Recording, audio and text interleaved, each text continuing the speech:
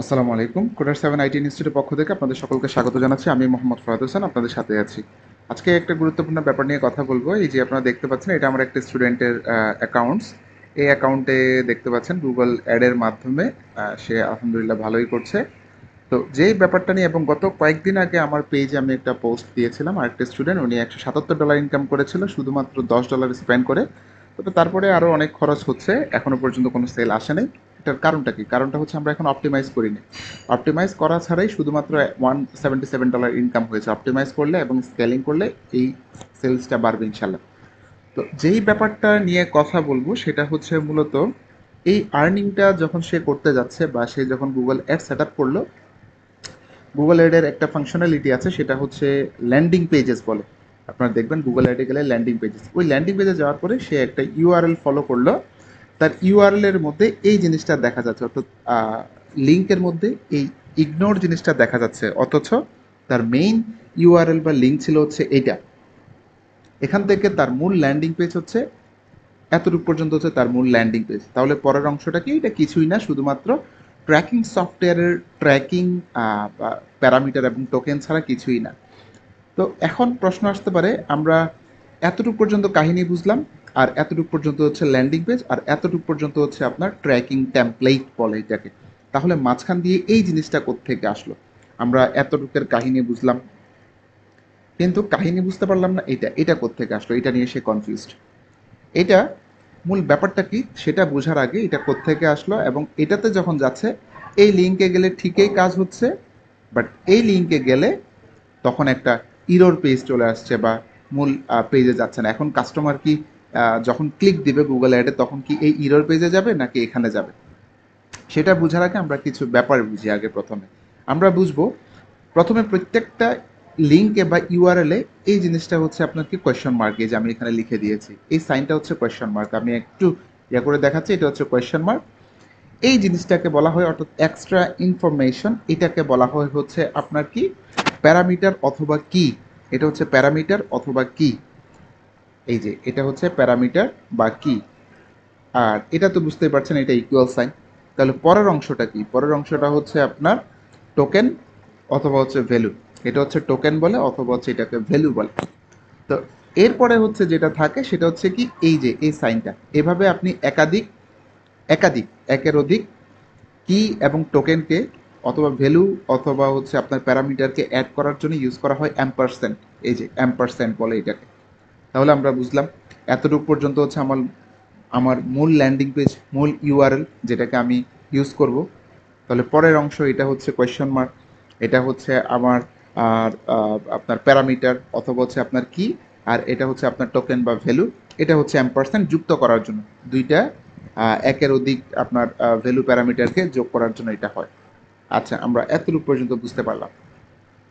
তাহলে এখানে অলরেডি আমি লিখে দিয়েছি, এই যে এখানে অনেক কিছুই হইতে পারে, এটা জাস্ট আমি এখানে যেটা আছে সেটাই বুঝলাম। যেমন এখান থেকে যদি বুঝাই, এটা হচ্ছে আপনার কি প্যারামিটার অথবা হচ্ছে আপনার কি, আর এটা হচ্ছে আপনার কি ভ্যালু অথবা হচ্ছে আপনার টোকেন। ঠিক আছে?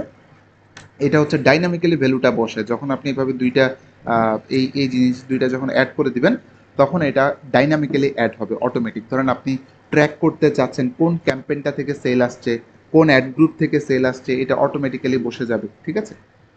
তো এখন আসেন, কয় ধরনের ইউআরএল প্যারামিটার হয়? কয় ধরনের হয় ইউআরএল এর প্যারামিটার? এই পুরো লিঙ্কটাকে বলা হচ্ছে ইউআরএল। এই ইউআরএল এর কয় ধরনের প্যারামিটার হয় আমরা জানবো। দুই ধরনের মূলত প্যারামিটার হয়। একটা হচ্ছে কন্টেন্ট মডিফাইং প্যারামিটার, বুঝতেই পারছেন, যেটা আপনার কন্টেন্ট বা ল্যান্ডিং পেজের কন্টেন্ট বা ওয়েবসাইটের কন্টেন্টটাই চেঞ্জ করে দিবে। ধরেন আপনি চাচ্ছেন কোনো কাস্টমার সে গুগলে লিখে সার্চ করলো, আপনার ওয়েবসাইটে মনে করেন তিন ধরনের প্রোডাক্ট আছে। একটা মনে করেন আপনার ব্যাগ, একটা মনে করেন মোবাইল ফোন, একটা মনে করেন হেডফোন। তো যে কাস্টমার হেডফোন লিখে সার্চ দিবে সে তাকে আপনার ওই ওয়েবসাইটের ল্যান্ডিং পেজে বা হেডফোনে নিয়ে যাবে। এটা হচ্ছে কন্টেন্ট মডিফাই। ফর এক্সাম্পল, যেমন আপনার ডোমেইন প্রোডাক্ট আইডি 1234, তাইলে আপনাকে কোন পেজে নিয়ে যাবে? প্রোডাক্ট আইডি পেজে নিয়ে যাবে। এটা ঠিক আছে? তাহলে এখানে আমরা প্যারামিটার দেখলাম প্রোডাক্ট আইডি, আর এখানে ভ্যালুটা কোনটা, কোন ভ্যালুতে কোন পেজে নিয়ে যাবে সেটা। এরপরে আসেন ট্র্যাকিং প্যারামিটার্স। দ্বিতীয় নাম্বার হচ্ছে ট্র্যাকিং প্যারামিটার্স। প্রথম নাম্বার হচ্ছে কন্টেন্ট মডিফাইং, যেটা আপনার কন্টেন্টটাই চেঞ্জ করে দিবে। পুরো কন্টেন্ট, ওয়েবসাইটের কন্টেন্ট বা ল্যান্ডিং পেজের কন্টেন্টটা চেঞ্জ করে সুনির্দিষ্ট পেজে নিয়ে যাবে। দ্বিতীয় নাম্বার কি ট্র্যাকিং প্যারামিটার্স। ট্র্যাকিং প্যারামিটার্স আবার দুই ধরনের হয়, একটা হচ্ছে কাস্টম প্যারামিটার আর একটা হচ্ছে value tracking parameter. Custom parameter কোনটা, ধরেন আপনি জানতে চাচ্ছেন কোন ক্যাম্পেইন থেকে আপনার সেল আসছে, কোন অ্যাড গ্রুপ থেকে আপনার সেল আসছে, এই ব্যাপারগুলো সবগুলোই হচ্ছে আপনার কি কাস্টম প্যারামিটার। মানে কাস্টমে আপনি আপনি জানতে চাচ্ছেন যেটা আপনার জানার জন্য যেটা দরকার, যে কাস্টম প্যারামিটার যেটা অ্যাডভার্টাইজার ডিফাইন্ড ভ্যালু, যে আপনি নিজে কি করলেন আপনার নিজের জন্য বের করতে চাচ্ছেন, যেটা আপনি অ্যাডভার্টাইজার হিসেবে আপনি নিজে ডিফাইন করতে চাচ্ছেন যেটার ভ্যালুটা, সেটা হচ্ছে মূলত কাস্টম প্যারামিটার। ফর এক্সাম্পল, যেমন এলপি ইউআরএল মানে হচ্ছে এখানে আপনার ল্যান্ডিং পেজের ইউআরএলটা, সোর্স ক্যাম্পেইন আপনার ক্যাম্পেইনের সোর্স বা ক্যাম্পেইন, এই জিনিসগুলো আপনি বের করতে পারবেন। সেকেন্ড নাম্বার হচ্ছে value tracking parameters. Value tracking parameter এটাই হচ্ছে আসল জিনিস এখানে, যেটা আপনার ভ্যালুটা বের করে আনবে। Represent the value in URL parameter. For example network, আপনার কোন নেটওয়ার্ক থেকে সেল আসছে, কোন কিওয়ার্ড থেকে সেল আসছে, এই যে ভ্যালুটা বের করতেছে, ঠিক আছে। এই এই জিনিসগুলো হচ্ছে, যেমন আবার যদি দিই, যেমন হচ্ছে আপনার কিওয়ার্ড ইকুয়াল টু, আমি এখানে দিলাম কিওয়ার্ড, তাহলে এগুলো সবগুলো হচ্ছে আপনার ভ্যালু ট্র্যাকিং প্যারামিটার, আপনার ভ্যালুটা বের করবে। এরপরে এখন আসেন, তাহলে আমরা এবার জানি এই যে ইগনোর। আচ্ছা, এটা জানার আগে একটু জেনে নিই, আমরা কথা বলছিলাম এই যে এখানে ইগনোরটা নিয়ে জানার জন্যই আমরা এত কথা বলছিলাম। তো ইগনোরটা কোথায় আছে আমাদের একবারে শেষ পর্যায়ে, তবে এটা জানার আগে আমরা একটু জানি URL parameter with anchors and AJAX fragments, এই দুইটা জিনিস নিয়ে আবার একটা ইউআরএল এর প্যারামিটার হয়, ঠিক আছে। ইউআরএল এর প্যারামিটারে কি হয়, অ্যাঙ্করও হয় অথবা অ্যাজাক্স ফ্র্যাগমেন্টসও থাকে। তো ইম্প্যাক্ট অ্যাঙ্কর হচ্ছে এটা, যে এটা ইম্প্যাক্ট ফেলবে আপনার অ্যাঙ্করের উপরে বা আপনার যে ইউআরএল সেটার উপরে ইম্প্যাক্ট ফেলবে। আরেকটা হচ্ছে অ্যাজাক্স ফ্র্যাগমেন্টস। এত কিছু না বুঝলেও চলবে, আমি আপনাদের মাথা নষ্ট করতে চাচ্ছি না, শুধুমাত্র এটা বুঝেন। ফাইনাল ইউআরএল, ফাইনাল ইউআরএলে যদি আপনার এই যে এটা মূল ইউআরএল হচ্ছে এটা আপনার মূল ল্যান্ডিং পেজ, আপনি এখানে ট্রাফিকটা পাঠাইতে চাচ্ছেন, তাহলে এটা হচ্ছে আপনার, বুঝতেই পারছেন, এটা হচ্ছে আপনার এক্সট্রা ইনফরমেশন যেটা আপনি ট্র্যাকিং করার জন্য। তাহলে মাঝখান দিয়ে ইগনোর যেটা বসাইলাম, এই যে ইগনোর, ঠিক আছে, এই যে ইগনোরটা বসাইলাম। এবার আসেন, মূল হচ্ছে এটা, আপনার মূল হচ্ছে এটা, আর এই দুইটার মাঝখানে আমরা বসিয়ে দিলাম ইগনোরটা।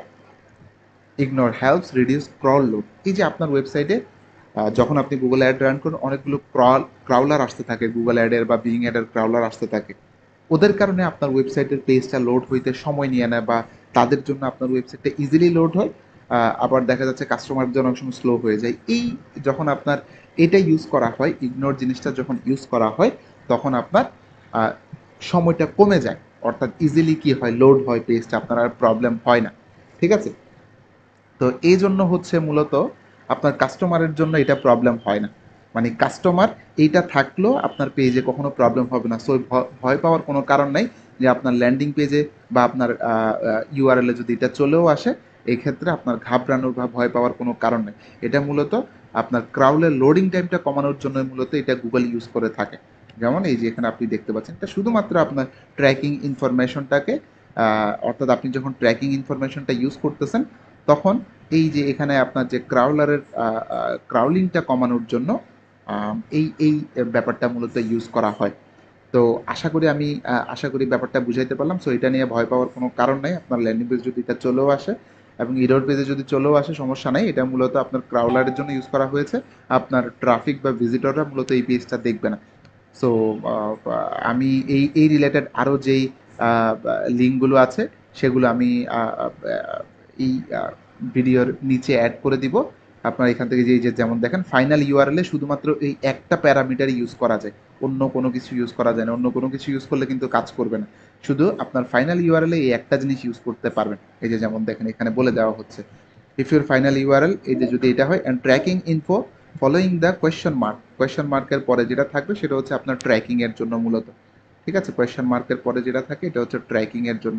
Question doesn't change the landing page, you can insert ignore before your tracking info to indicate everything after it is merely tracking info। অর্থাৎ আপনি গুগলকে বলে দিচ্ছেন এরপরে যত কিছু আছে, অর্থাৎ এই ইগনোরের পরে যত কিছু আছে সবগুলোই হচ্ছে শুধুমাত্র ট্র্যাকিং ইনফো, সেটা আমার ল্যান্ডিং পেজের সাথে কোনো সম্পৃক্ততা নাই, সেটা আমি শুধুমাত্র ট্র্যাকিং করার জন্য ইউজ করছি, এটা আপনি গুগলকে বলে দিচ্ছেন। সো এটা নিয়ে ভয় পাওয়ার কোনো কারণ নেই।